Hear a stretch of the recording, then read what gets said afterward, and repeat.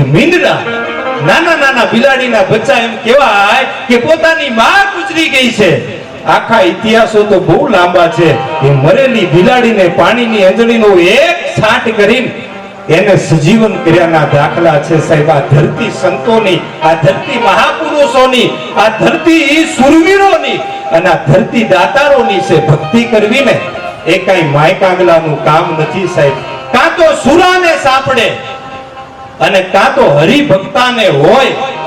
એ નાક વઢાને ન હોય કોઈ દી સર્ગના વિમાન સાંભળા. અરે જેડે તેડે થી ના થીએ કીર્ત હંદા કામ, वो तो चीरी दे चाम तो राणा रगत निकले. साहेब परम पूज्य संत श्री દીવાબા એક મેં પ્રસંગ વાંચ્યો ને મને બહુ મજા આવે. એ પોતાનું સ્કૂટર લઈને પાલનપુરમાંથી નોકરી કરીને આવે રતનપુરમાં. એ શ્રીમાન હરિસિંહ ચાવડા એ પોતે સંત માતાને એટલું કે બેન તમારી આંખો હું કામ લાલ છે? અને તેથી આ પરમ પૂજ્ય સંતનો દીધેલો જવાબ કે સિંહની આંખો તો લાલ જ હોય, લાલ જ હોય, એમાં કાંઈ બીજી વાત ન હોય સાહેબ.